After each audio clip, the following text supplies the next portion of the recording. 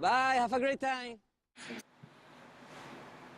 Eddie R, this is King Black, and I titled this video The Obsession with a Limited Edition. We now see it everywhere in almost everything from candies to shoes and jewelry. Companies love to launch limited editions of products, and it seems that as consumers, just eat it all up.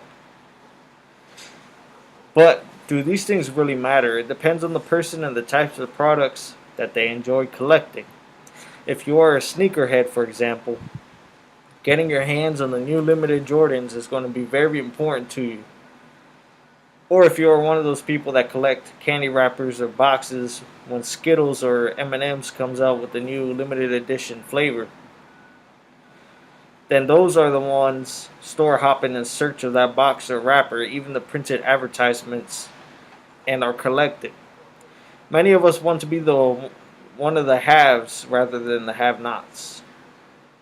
If you want to be technical about it in the big picture, it doesn't really matter because when we die, we ain't going to take any of it with us.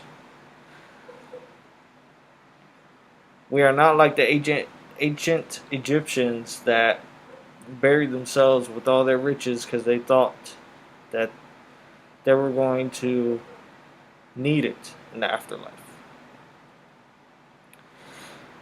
But limited edition items are nice to have. As you know, as the name implies, there was only a limited production run of an item, and you are one of the few to own one.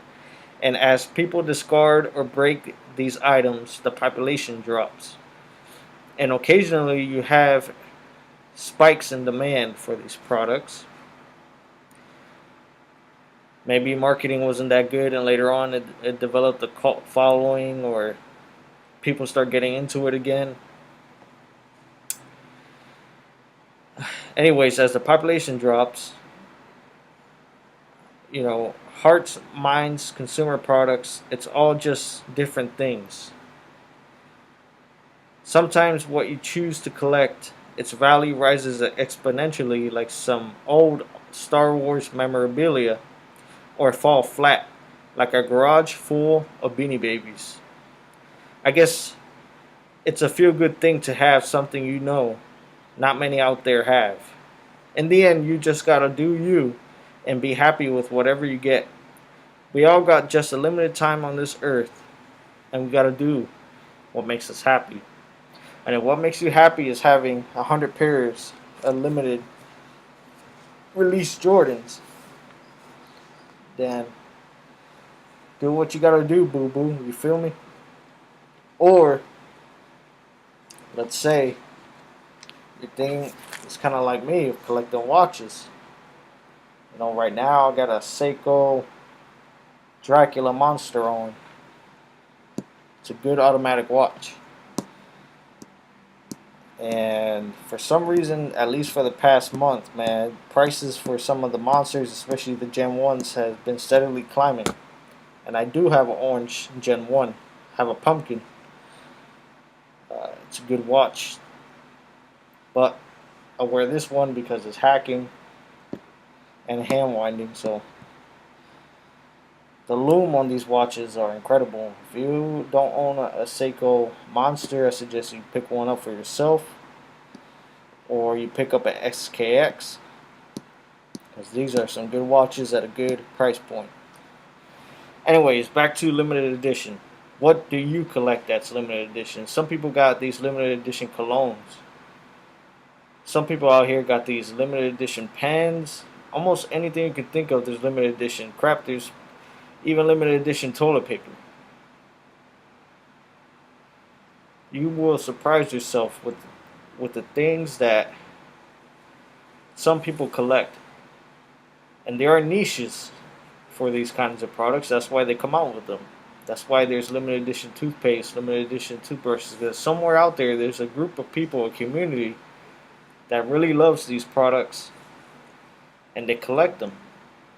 But like some old Hot Wheels or baseball cards, or like an old rookie Michael Jordan, you may see a huge spike And that demand, that value might go up. The hardest part is whether to keep it.